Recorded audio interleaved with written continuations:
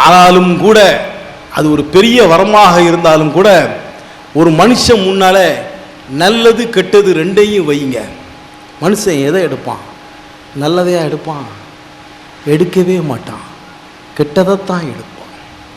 ஏன்னா மனுஷனுடைய புத்தி அப்படிப்பட்ட புத்தி தான்.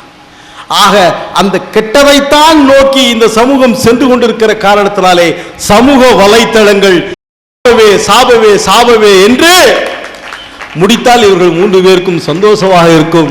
ஆனால் ஒருபோதும் நான் அறிவியலுக்கு எதிரானவன் அல்ல, அறிவியலுடைய வளர்ச்சிக்கு எதிரானவன் அல்ல.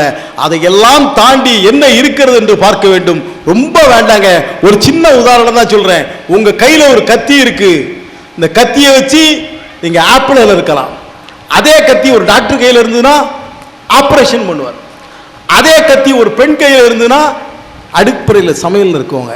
கத்தி ஒன்றுதான், எங்கே எப்படி பயன்படுத்துகிறோம் என்பதிலே தான் இருக்கிறது. ஆயுதம் ஒன்றுதான், அந்த ஆயுதத்தை யார் எப்படி பயன்படுத்துகிறார்கள் என்பதிலே தான் இருக்கிறது. அந்த வகையிலே சமூக வலைத்தளம் என்பது வரம்தான் வரம்தான் வரம்தான். அதை தவறாக பயன்படுத்துகிறவர்களுக்கு அது சாபம்தான் சாபம்தான் சாபம்தான் என்பதை நிறைவான தீர்ப்பாக சொல்லி எங்கள் வாதத்திலே எங்கள் சொற்போரிலே குறை இருந்தால் பொறுத்து கொள்ளுங்கள், நிறை இருந்தால் வாழ்த்துங்கள்.